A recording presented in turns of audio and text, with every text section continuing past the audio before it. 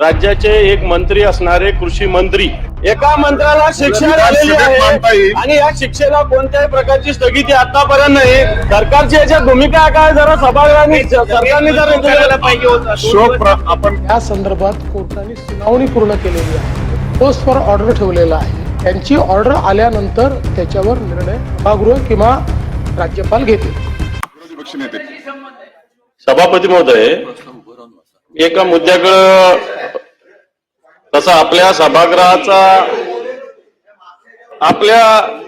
आपल्या सभागृहाचा जरी मुद्दा नसला तरी राज्याचं मंत्रिमंडळ या विषयानं संबंधित विषय आहे. राज्याचे एक मंत्री असणारे कृषी मंत्री यांना शोक प्रस्ताव आहे. नाही, मी शोक प्रस्तावाच्या आधी मी बोलू द्यायची विनंती केली आपल्याला. मला खुलासा मागतो मी सभापतीकडून. विनंती जरी केली असली सभापती महोदय, माझा परंतु जास्त आग्रह नाही. अधिवेशनाच्या पहिल्या सभापती महोदय,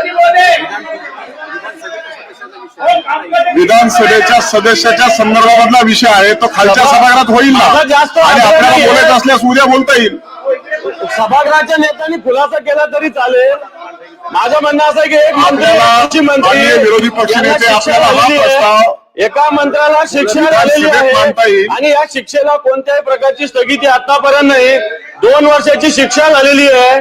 तर सरकारची याच्यात भूमिका काय?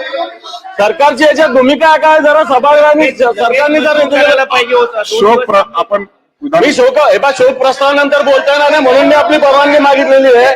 परंतु एका मंत्र्याला शिक्षा झालेली आहे. सभापती महोदय, विरोधी पक्षनेते आपण जो प्रस्ताव मांडला आहे ते विधानसभेत आपण जी काही सूचना किंवा जी काही इन्फॉर्मेशन आपण सभागृहाला ज्ञात करून देत आहात ते सन्माननीय सदस्य आणि मंत्री खालच्या सभागृहाचे आहे. तो विषय खालच्या सभागृहात येईल आणि त्यानंतर आपल्याला देखील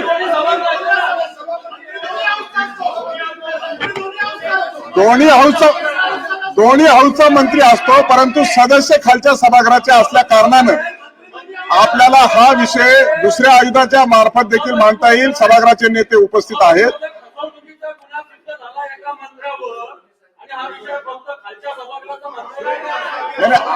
आपल्याला शोक प्रस्ताव आहे.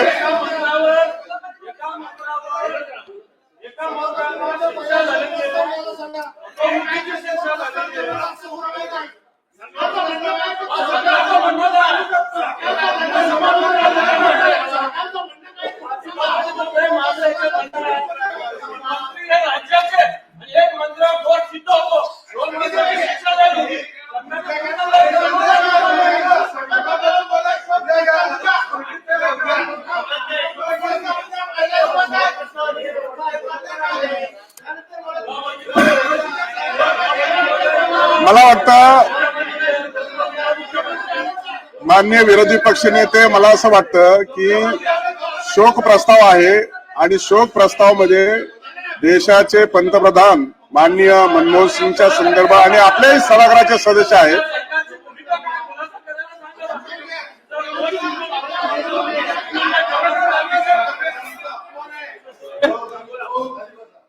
सभापती महोदय,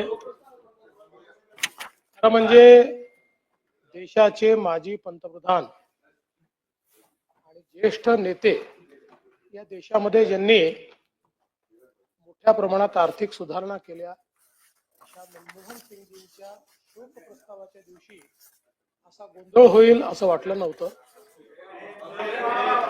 तथापि माननीय विरोधी पक्षनेत्याला मी एवढं सांगू इच्छितो की आपण मंत्री महोदयांच्या संदर्भात जे मांडता आहात त्या संदर्भात कोर्टाने सुनावणी पूर्ण केलेली आहे आणि क्लोज फॉर ऑर्डर ठेवलेला आहे.